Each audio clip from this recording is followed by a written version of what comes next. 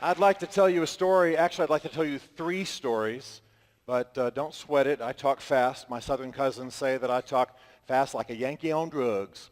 So we will get through it all in 2-3 hours. There is a people group on the earth who are 35 million strong. They're the largest people group in the world who do not have a homeland of their own. They are likely to be the world's next new nation. They're called the Kurds, and I'd like to tell you just a little bit of their story. Now, you probably know more about the Kurds than you think you do. Perhaps you've seen the beautiful faces of their lovely children all over the internet and in magazines. They're used often. If you eat yogurt, you already know something about a Kurd. This is the founder of the Chobani yogurt company, Hamdi Ulukaya. He's a Kurd. You may, even if you're not willing to admit it, be one of the followers of the female Peshmerga, the guerrilla fighters for the Kurds. The word Peshmerga is a Kurdish word that means those who face death. And some who face death in Kurdistan are women. And they have many, many Western followers. The men in Kurdistan have been known as fierce fighters for centuries, and they are, many of them, just ridiculously handsome. Apparently, that starts rather early. Look at this little guy. Come on. Come on. I should stop now. What they all want is a place among the nations. What they all want is a country of their own. And this is what they dream of. This is their ancient homeland. They're in the belly of the Middle East, where the Zagros Mountains form the spine of their land, and where they're between Iraq and Iran and Turkey and Syria. This is what they want, a homeland, a free and independent Kurdistan that they can call home. 35 million of them. Now, I'd like to tell you a little bit about the Kurds, and I'd like to use the stories of three women to do it. And it may sound unusual that I would use the stories of three women, but the Kurds are proud of the fact that though they are a 97% Muslim country, women are extremely prominent in their society. Women sit on the Supreme Court. Women command troops. Women are leading entrepreneurs. Women are diplomats, as you'll see in a bit. And they are proud of this. So it's appropriate with the Kurds particularly that I would use the stories of women. Let me start with the story of a rather unusual woman, a British woman, not a Kurdish woman.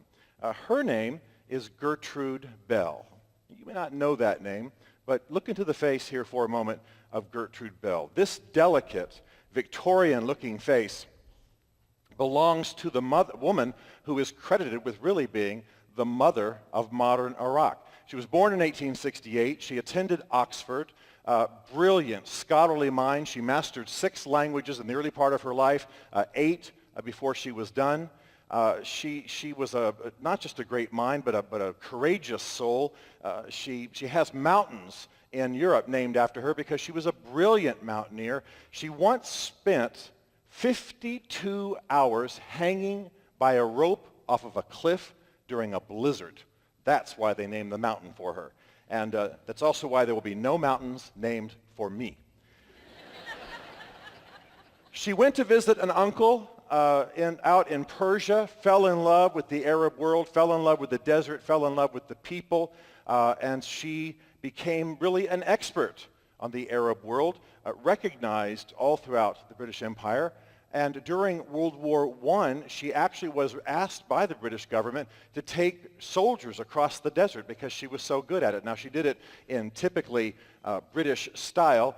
Though she was in the middle of the desert, and sometimes in the middle of a war, she would insist upon stopping and having high tea and eating her meals off of the finest china from London. Then she would pack them back into her saddle and storm off across. You can see in the photograph here, she's got Arab headdress, dress from London. She's sitting in an English saddle and she's having tea. So this is a beautiful part of who she is. She had phenomenal impact upon the configuration of the Middle East after World War I because she was such a brilliant woman. She also had some very influential friends. One of them was named Winston Churchill, who was, as you can see, Minister for Air and War right after World War I. And another one is T.E. Lawrence. You know him better as Lawrence of Arabia. These were her hanging buddies. So she had some influence that others did not have. She would have had influence anyway because nobody knew as much as she did about that part of the world. But I have to tell you, they made a mistake. These three heroes made a mistake.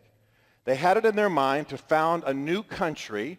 This was during a time when the Ottoman Empire had been removed during World War I, and now the Arabs' moment was coming in history, and the Arabs were emerging, all of which was to be celebrated. But these three, these architects of modern Iraq, forgot about the Kurds. Or if they didn't forget about the Kurds, they at least forgot who the Kurds were and who they had always been. Because the Kurds are an ancient people. The Kurds are people with an incredible heritage and an incredible culture. They're also not Arabs. They're happy to live in a friendly way amongst their Arab friends, but the Kurds are not Arabs. They're from the Persian side of the Middle Eastern ethnic tree, and they have an intense sense of identity. If you're Bible readers, you may know that the Kurds are descendants from the ancient Medes. They're part of much of the story of the Old Testament. They're part of interwoven with the story of Daniel, the prophet Daniel, for example. They were there on the day of Pentecost, ancestors of the modern Kurds, there on the day of Pentecost in Jerusalem when the Christian church was born. Just a different heritage, a different background than a lot of those who were around them. And so they're a storied people, a covenanted people, a passionate people, a people who don't want to lose their heritage and their background and just simply be merged in to another culture, however friendly they might be with that culture. And so what our three European heroes did, Churchill, Lawrence of Arabia, and Gertrude Bell, was they fashioned a nation called Iraq that had never existed before in the world, and they used the Kurds in the northern part of the country as a buffer against Turkey, which was newly emerged from the Ottoman Empire and still somewhat aggressive. Notice my words. They used the Kurds. And they used the Kurds to defend and to protect and to be a buffer for the Sunni and Shiite in the south. Kurds are friendly with Sunni and Shiite. Many of them are Sunni and Shiite, but they had no desire to not have a homeland of their own. President Wilson had promised them one. European treaties had promised them a homeland of their own. And so this becomes the basis of much of the trouble that we have today.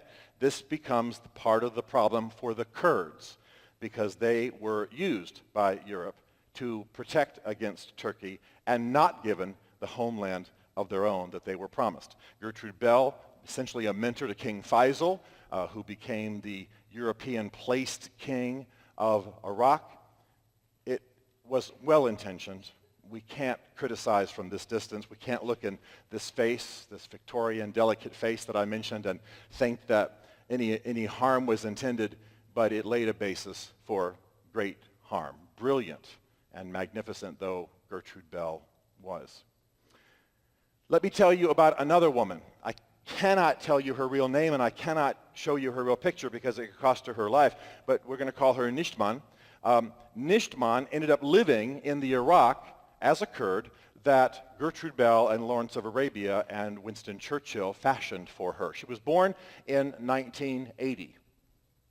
That means that she spent the early years of her life under the reign of this man, Saddam Hussein. Now, Saddam Hussein hated the Kurds because they would not assimilate into his dreams for an Arab Iraq, his dreams for a Neo-Babylonian empire.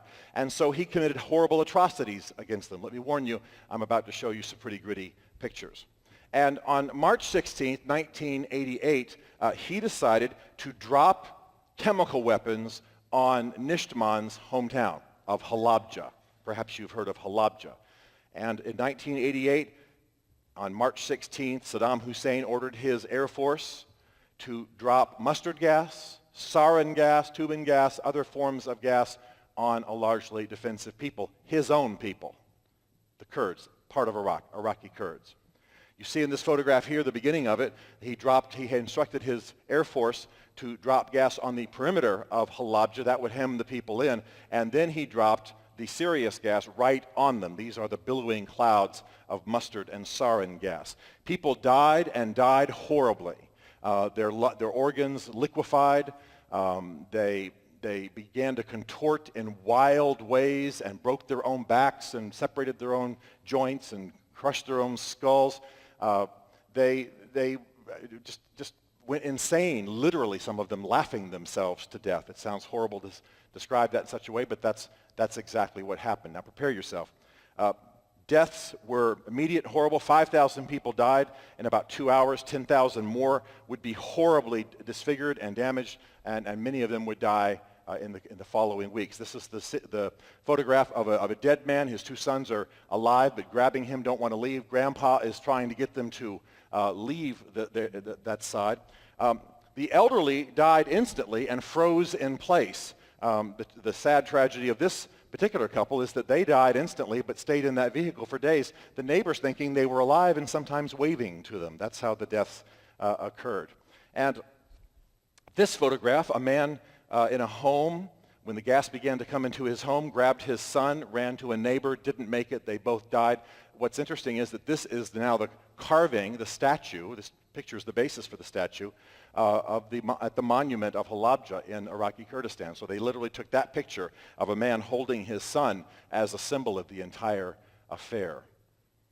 Nishtman lost her father in that gassing of Halabja.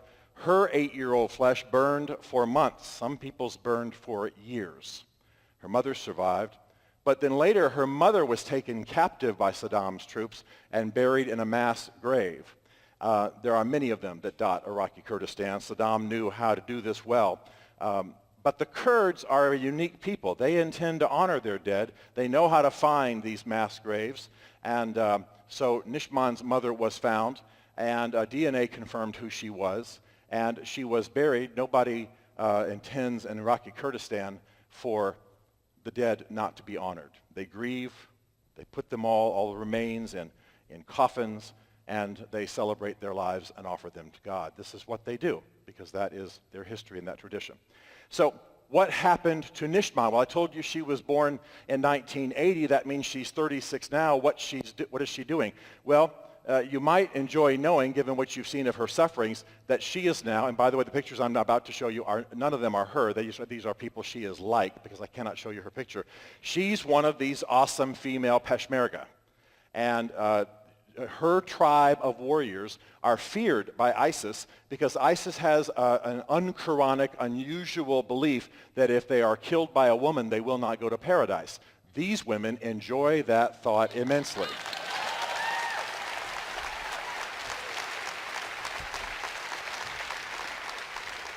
Some of them are the best marksmen and snipers in amongst the Peshmerga, and my male Kurdish friends are going to get on my case about that, but it's just true, I'm telling you. And they are just magnificent, and Nishtman is among them. What's interesting to watch, for those of us paying attention to these trends, is how so many of these female Peshmerga have got Twitter accounts, how they have a huge following in the West. Many of them, as you can see, are pretty. You see this woman holding an iPad.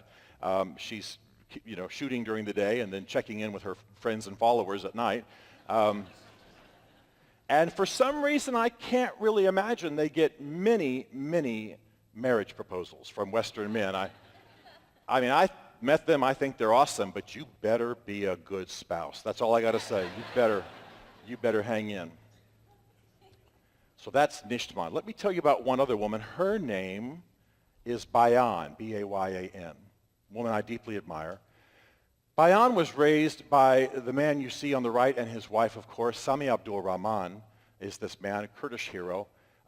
He was a leader of the resistance against the regime, as the Kurds will say, which largely means Saddam, but all the years that the Iraqi regime was oppressive to the Kurds.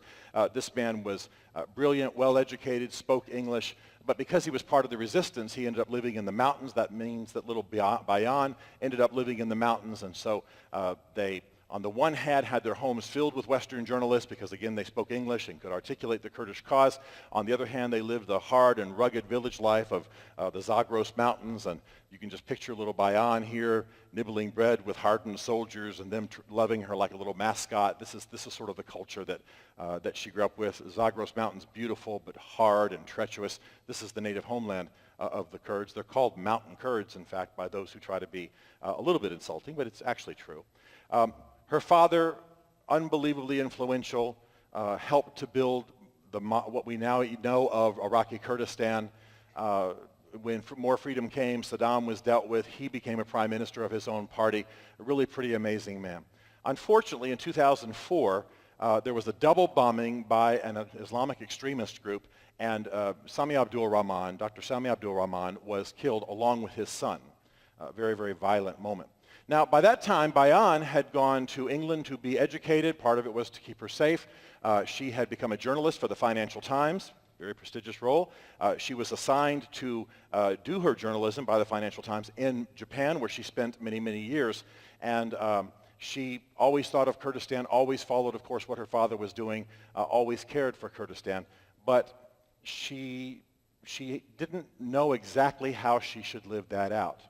Well, eventually she knew that she would have to live out her parents' legacy, that she would have to live out her love for Kurdistan and what her parents had embedded in her soul. And so today, little Bayan is actually, Madam Bayan Sami Abdul Rahman. She is the representative to Washington, D.C. of the Kurdish regional government. She is arguably the most powerful Kurdish woman in the world. Unbelievable.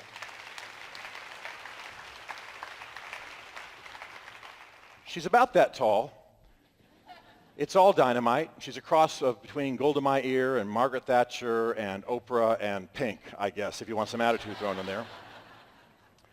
She's pretty amazing. She spends her time telling the U.S. government in Washington how they need to stand with the Kurds against ISIS and how they need to be prepared for independent Kurdistan.